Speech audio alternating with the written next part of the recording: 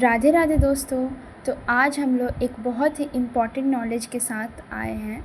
ये नॉलेज हर एक पर्सन को पता होना चाहिए।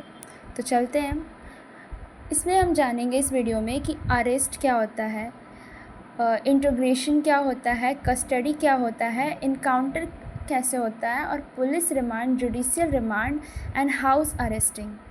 ठीक है, तो ये सारी चीज़ें हमारे आर्टिकल 22 में आता है, प्रोटेक्शन अगेंस्ट अरेस्ट। तो दो चीज़ होता है, एक होता है फोनेटिव जिसको हम लोग बोलते हैं दंडात्मक, एक होता है प्रिवेंटिव डिटेंशन जिसको हम लोग बोलते हैं निवारक निरोध। फोनेटिव यानी दंडात्मक ये कब होता है? अपराध के बाद, यानी कोई पर्सन है क्राइम कर चुका है उसके बाद ये इम्प्लीमेंट होगा। और ये क्या होता है? अपराध के पहले होता है। तो पहले हम लोग इसको देखेंगे देन इसको देखेंगे।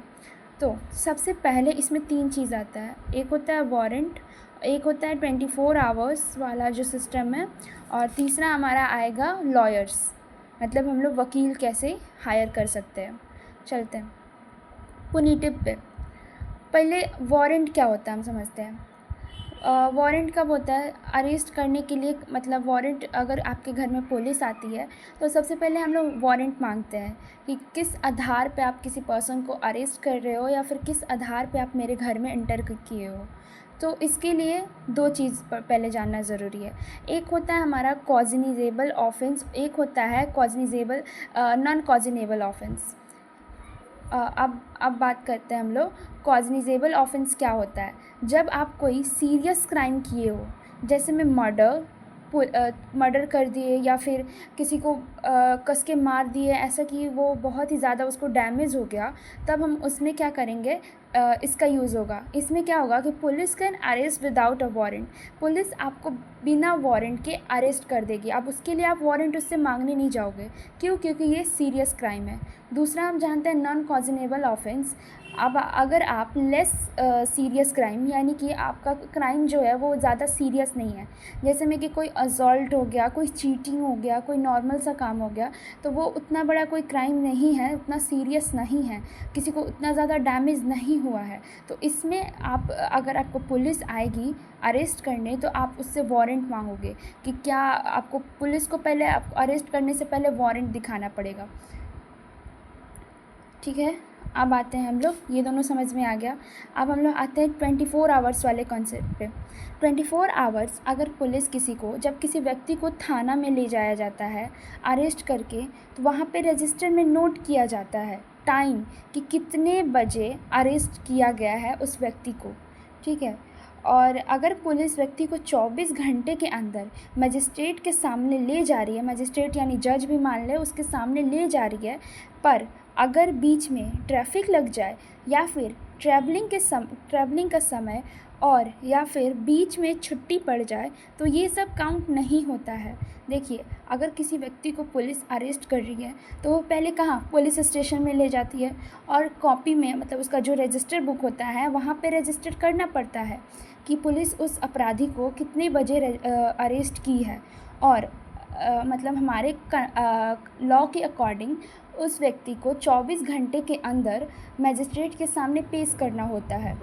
तो इतने में अगर कोई व्यक्ति अरेस्ट हुआ, वहाँ पे उसका रजिस्टर फाइल कर दिया गया कि मान लीजिए 10 बजे किसी व्यक्ति को अरेस्ट किया गया, और नेक्स्ट, अब कोर्ट थोड़ा दूर है ऐसे, तो नेक्स्ट वो सोचा कि नेक्स्ट टाइम पे ले जाएंगे। तो जब नेक्स्ट टाइम पे ले जा रहा है तो रास्ते में ट्रैफिक लग गया, या फिर कोई छुट्टी पड़ गया, तो वो सारे समय काउंट नहीं होता है।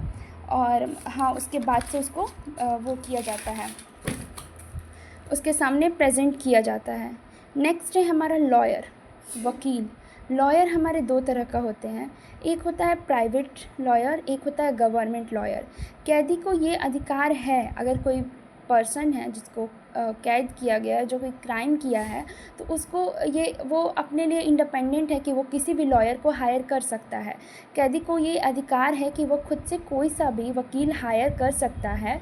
अगर कोई कैदी गरीब है, उसके पास पैसा नहीं है, तो वो क्या करेगा, वो प्राइवेट वकील तो वैसे भी ज़्यादा पैसे लेंगे, तो वो क्या करेगा, अब ऐसा थोड़ी है कि उसका जो ट्रायल है, मुकदमा है, वो नहीं चल सकता है, वो चलेगा, पर सरकार उसको केस लड़ने के लिए उसको गवर्नमेंट अपने तरफ से गवर्नमेंट वकील प्रोवाइड कराएगी, तो उसका केस वैसे उसका ट्रायल फिर से चलने लगेगा।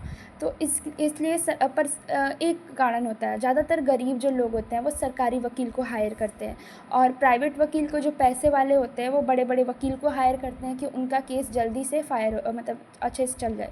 पर सरकारी वकील जो होता है सब उनका जो होता है सैलरी वो गवर्नमेंट की तरफ से आता है, तो वो उतना ज़्यादा मतलब एकदम अच्छे से अपना वर्क नहीं करता है सब। तो ज़्यादातर सरकारी वकील जो होता है सब वो केस हार जाता है सब। आज के लिए इतना ही। धन्यवाद।